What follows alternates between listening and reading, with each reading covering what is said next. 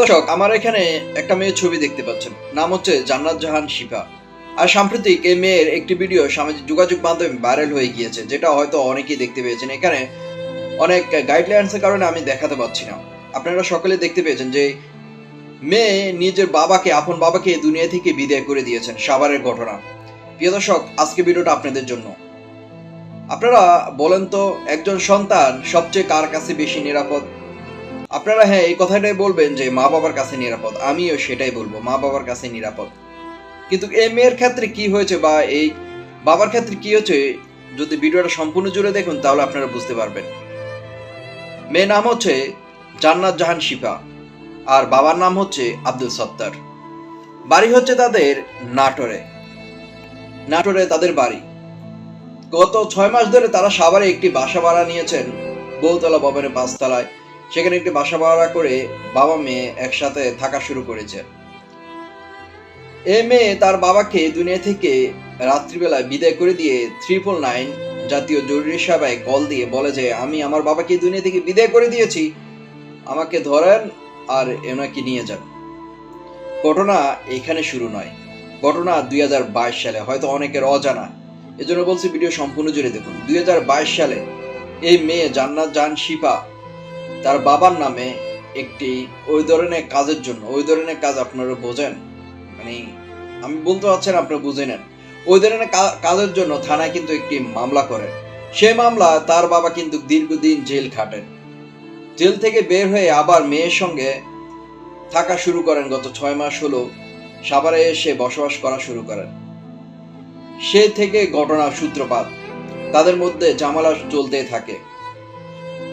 গত বুধবারের ঘটনা, রাত্রিবেলায় বাবাকে ঘুমের ওষুধ খাওয়ান বৃষ্টি ভাতের সঙ্গে।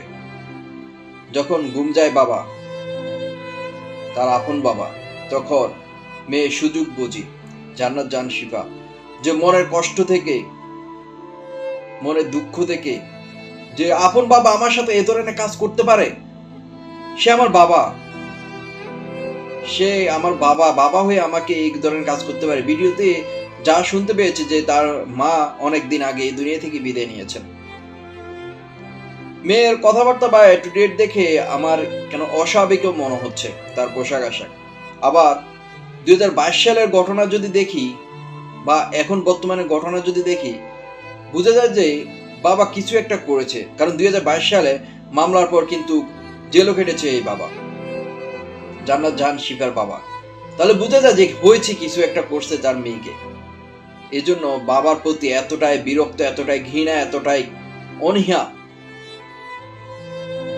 তার পরিসমাপ্তি করলো মেয়ে দুনিয়া থেকে বিদায় করে দিয়েছেন বাবাকে। তারপর প্রতিটা সমাজে এরকম হচ্ছে, কম বেশি হচ্ছে না তা নয়। বর্তমানে আমাদের মূল্যবোধ, আমাদের মানবিকতা, আমাদের নিজেদের আত্মসম্মান, বিবেক বুদ্ধি সবকিছু লোপ পেয়েছে। আমরা ওই যে জালিয়াতির যুগের মতো হয়ে যাচ্ছি। তাই আপনাদেরকে বলবো আজকে ভিডিওটা শেয়ার করেন, এই ভিডিও থেকে অন্তত শিক্ষা গ্রহণ করেন যে এখন পর্যন্ত আপনি যা করেছেন এতটুকু পর্যন্ত সীমাবদ্ধ থাকুন, তওবা করেন, আল্লাহর রাস্তায় চলে আসেন।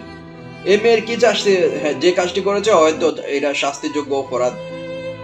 তো আপনারা কি বলবেন? আপনাদের মতামত অবশ্যই কমেন্ট বক্স করবেন যে মেয়েটা কি যে কাজটি করেছে সেটা ভালো করেছে না খারাপ করেছে।